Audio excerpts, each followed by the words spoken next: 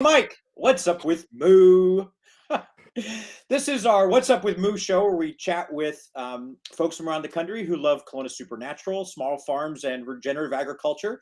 And we found one for you today. This is Mike Fabrizi, who has a fascinating story, and I'll let him tell you that himself. Welcome, Mike. Well, thank you. Very pleased to be here, and welcome from St. Louis. And so I've become a real fan and advocate of Kelowna Dairy and your wonderful products. And a little bit about me first. I'm a little background. So about a year ago or so ago, I retired, and I returned to the Midwest from the Washington, D.C. area. Always a good time to leave Washington. And for much of my year, for most of my life, I've been kind of a fitness advocate, and some folks would say a fanatic. And for many years, I was close to being a vegan, but I became aware that plants don't always provide all the nutrition needs. And I guess the so-called camel's nose under the tent was omega-3. And you can get lots of omega-3 from krill, from chia seeds, but it's not necessarily too bioavailable. So my source of omega-3 was always cod liver oil.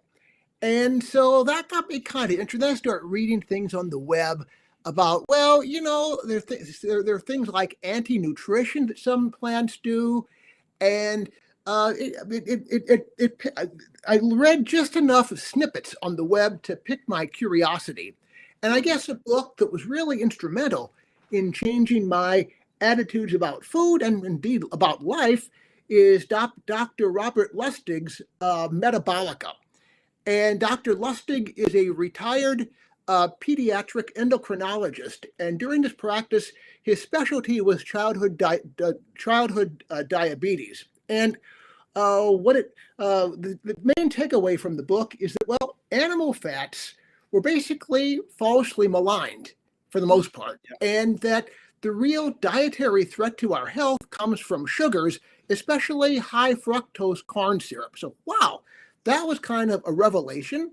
And so I started reading other books that I've shared with the website here, so why do I like Kelowna milk? Well, first of all, it's healthy. There's no reason not to enjoy good whole milk, saturated fat, and especially dairy fat. Turns out may no longer be the bugaboos or the villains we thought they were. Matter of fact, dairy fat, because it has, and this is in Dr. Lustig's book, it has an even number of carbon atoms. It may actually be protective with regard to your heart and stuff, cardiovascular disease. When you consume saturated fat and dairy fat, it is true your overall cholesterol numbers will go up. That's true. However, the important thing to notice is you need to look at not just cholesterol, but it needs to be broken down into high density, low density, and very low density cholesterol. If your high density cholesterol, which milk and saturated fats promote, is above 60, that's really protective to your heart. The number you really need, in terms of a danger number, what you need to really look at is the very low density cholesterol, and that is derived from sugar, not from fat. Drinking this milk, which is, by the way, tastes great, might actually help you live longer, and certainly, given all the nutrients, be healthier. Secondly, it's good for small farmers in Iowa and Missouri. And as far as I'm concerned, those are my people. If I can do things to help small farmers do well and prosper, I'm going to do it. And thirdly, as we'll talk about later in the show, this is produced not on big corporate farms with manure lagoons and nitrate preservatives and hormones and stuff like that, but using techniques of regenerative agriculture. My reading has taken me down the path of Alan Savory and others. Yep. I'm convinced regenerative agriculture is a way of sequestering atmospheric carbon, producing lots of topsoil, and making farm incomes and food security more resilient to external shocks. So bottom line is, what isn't there to love about it? And besides that, I'll leave you with this. There's maybe a one-liner is that good, nutritious food starts with good, healthy soil, and the folks at Kelowna are bringing us both. That's fantastic. I love having people like you on our show that can talk about the health benefits. As a brand, sometimes there are things that we believe but we can't say. Fortunately, our customers say them for us many times. Yeah. So these two books, I've got Alan Savory's books right here too. Mhm. It kind of blew my mind hearing. For so long we've heard that cows and animals are the problem. Alan Savory himself recommended killing lots of elephants in his youth, Yeah. and the rest of his life saying no. To regenerate the soil, we have to have prey and predators and the environment working in harmony with each other. And we know that's true in Iowa. We lose tons of topsoil every day because Yeah. of flooding, Yeah. because of the way of our monoculture farming. You bet. Yeah, globally, we've lost about 50% of our topsoil in the past 150 years. Wow. Within the American agriculture belt, it's been about 33%. And that might be as big a problem as atmospheric carbon, because if we lose it all, bottom line is we can't feed ourselves. And that's a really big problem. Yep. We've seen satellite imagery of when in the spring farmers across the Midwest are tilling their field, and there's literally the satellites can measure there's tons of carbon just released into the atmosphere. And I think kind of what you've hit on is that we're trying to encourage farmers, whether they're big or small, particularly our small farmers though, to use regenerative practices to rebuild the soil, which stores more carbon. Yeah, and it's a fascinating topic. And back in January, I took a course from the Santa Fe Institute. They're global leaders in complexity, and I mean, the really cool thing about regenerative agriculture. Well, first of all, about complexity. Complexity says you can't understand a big system by understanding the parts. You have to understand the whole thing. And the cool thing about regenerative agriculture is you've got cows, you've got grasses and legumes, and you've got subterranean microbes and fungal colonies. And together, they work together synergistically to dissolve nutrients that are presently tied up in the soil and indeed in rocks, and make them available to plants. And this is really cool. And this is another reason why regenerative agriculture tends to produce food that's more nutritious, I would maintain, than traditional agriculture. Because a traditional agriculture, what are you doing? You've got phosphate fertilizers and ammonium nitrates.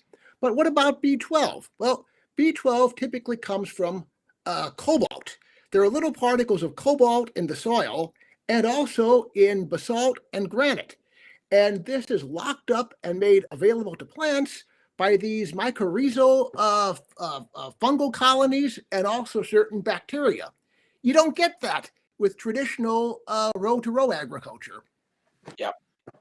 You say this so well. I mean, we're in here. We've redone our labels. We now have regenerative farming or sustainable farming practices on the backs of our labels now, as a nod to what we're doing. We're in the process of being certified. Our farms are in the process of being certified by the Savory Institute. Cool. Land to market, which is a pretty strict verification program for how much carbon's being stored in the soil. And we're going to be a Savory Institute hub where we help other farms learn these kind of practices, implement them, and then also be certified.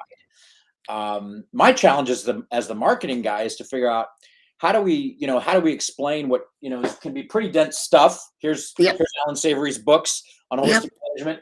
I'm going through their class right now. How do we break that stuff down into TikTok videos, 7-second TikTok videos, and Instagram posts and things that people will understand. And it's so dense. There's a lot. Some of it's very simple and some of it's complex.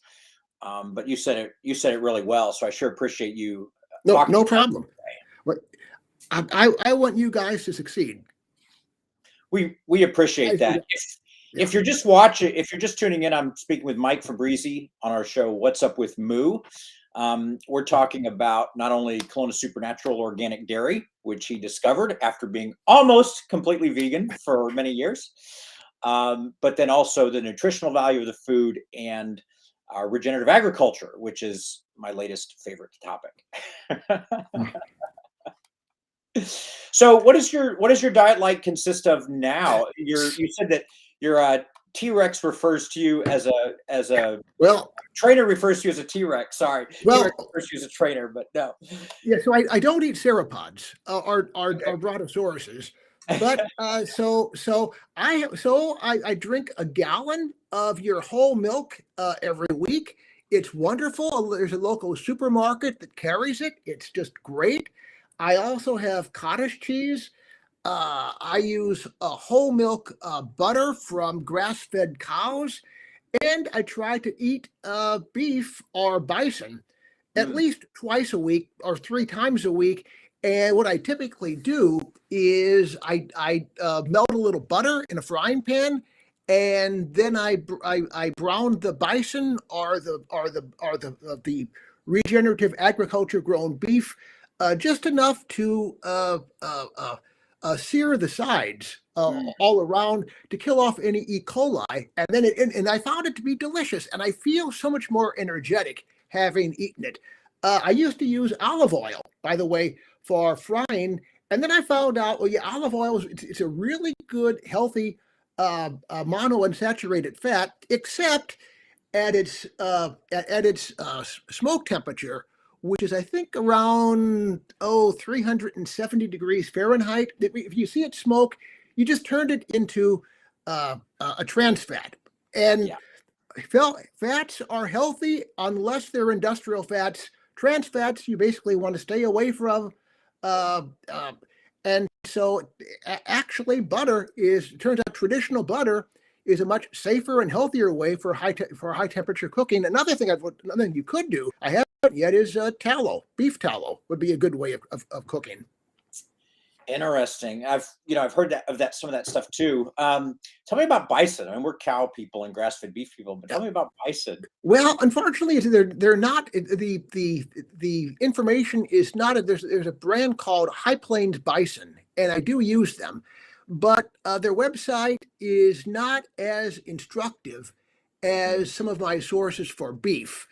I'm hoping that what I'd like to be doing is helping some Native Americans or American Indians who choose to live traditional lifestyles. I mean, not Native Americans have a proud tradition. Not all of them want to be dentists or accountants. Some of them want to live the traditional way, and I'd like to help that if I could. Let me turn though for a moment to beef. My source of beef is, pardon me, Thousand Hills Lifetime Grazed. You might have heard of them. They're over in Minnesota, about 500,000 acres. It's kind of a cooperative, and they're also Allen Savory certified. Yep. Fascinating. Any other things you'd recommend to us? You mentioned earlier that you came across a study that focused on cows and methane. That we've it's a really interesting study. It was done. I've sent the reference to you. It was done by NASA. 2018. So it's a recent study, and it looked at methane production. But by the way, methane is a really powerful greenhouse gas. Yep. And so it said, well, every year we're adding about 25 teragrams of methane into the atmosphere. This NASA study said about 17 from fossil fuels, about 12 from wetland or rice farm, which makes sense because that's decomposing vegetative matter, and then you get methane production, and about annual decrease, that is wildfire. This was 2018. I don't know what the time frame was. The decrease in fewer wildfires than the past was about 4 teragrams per year. Basically, what it says is that cattle are not the problem. Cattle are often take a black eye for methane production, and methane is 25 times more potent of a greenhouse gas than carbon dioxide by weight, there's a caveat there Yeah. that methane and carbon dioxide are not of equal density. Carbon dioxide is about 2 to 3 times more dense. But another thing to think about here is that there is some ambient level of methane production that's always been with us. I've got a statistic here. In pre-Columbian times, talk about methane production. Yep. We on the plains of in North America, we had about 60 million bison, 10 million elk, 30 to 40 million white-tailed deer, 10 to 13 million mule deer, and 35 to 100 million pronghorn antelope and caribou. Those are all ruminants. They all produce methane, and the study I've got here says that in pre-settlement times, methane production was about 83% of what it is now, of current agricultural methane production. Wow. When you consider that, like a lot of the methane production for cattle is just plain, again, they're the industrial type applications with CAFOs and to the extent that manure lagoons are used. Cattle on open range, yes, there is some methane production. It's inevitable. The ruminant digestive system uses microorganisms to digest the grass, which, by the way, we can't convert, and converts it into useful protein that we can use. But the question is this really something that wouldn't be happening naturally? And I think the answer seems to be it probably isn't. It's not something that wouldn't be happening even if the cattle weren't there, because if the cattle weren't there and we turned all that land back to wildlife, well, then we have other ruminants, and they have the same digestive tracts. Yeah, for sure. Wow, well, this has been a great discussion. We'd love to have you back. We have community conversations once a month where we go into these issues, and we can always use great guests. So thank you. I'd be happy to. Thank you very much. I sure appreciate the endorsement and how you like our food. If you'd like to be on What's Up with Moo and chat with me, I would love that. Sure. Chat with Mike, we could have a 3 or 4-way conversation too. Just reach out to me in the comments or direct message on Facebook or whatever platform you're on. Mike, thanks again for visiting with us. Not a problem. You have a wonderful day. And I want to, again, you've got great products. I really hope your people in Kelowna, Iowa, and across the border in Missouri do well. That would be great. Thank you very much.